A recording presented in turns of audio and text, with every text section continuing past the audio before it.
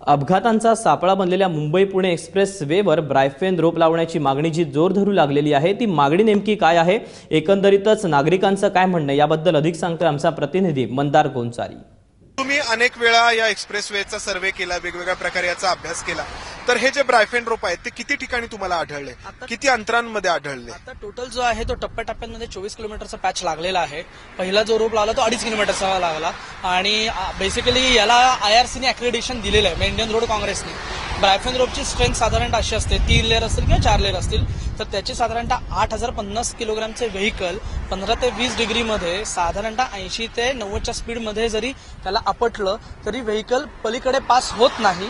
त्याच्यामध्ये vehicle impact देतं, एकतर व्हेकल त्याच्यामध्ये अडकून बसतं किंवा त्याचा थोडासा जो रिबाउंड आहे तर तो बसून व्हेकल त्याच लेनला जातं। जे आतापर्यंत जे ऍक्सिडेंट्स आपण बघतोय तर ते कशा पद्धतीने होतात की इकडनं डायरेक्ट पलीकडे जाऊन त्याच्या जातो, पण याची जी रोपची जी स्ट्रेंथ आहे ती इतकी चांगल्या पद्धतीने केलेली जर का असेल, जर का ते चांगल्या पद्धतीने इन्स्टॉल केले असतील तर निश्चितपणे या गोष्टींना आळा बसू शकतो।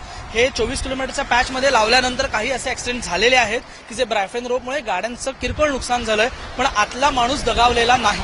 त्यामुळे मी गेले 4 वर्ष सातत्याने तीच मागणी करतोय की एक्सप्रेसची जी पूर्ण 91.3 किलोमीटरची स्ट्रेच आहे त्याला मधनं एंटायर ब्रायफेन रोप लागले गेलेच पाहिजेत। ब्रायफेन रोप एक्सप्रेसवेवरती अतिशय कमी ठिकाणी लागलेले आहेत आणि ज्या ठिकाणी लागलेले आहेत त्या ठिकाणीही बऱ्याच ठिकाणी त्या तुटलेल्या दिसतात। इथे त्या काही लागलेल्या आहेत आणि इथून काही अंतरावरती तुम्ही बघू शकता कुठेही या ब्रायफेन रोप लागल्याचं दिसत नाही।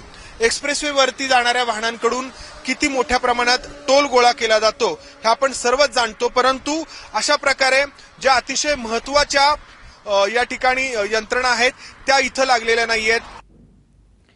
आणि या बातमीसोबतच नमस्कार महाराष्ट्रामध्ये वेळ झाली एका छोट्याशा ब्रेकची। बघत रहा ABP माझा।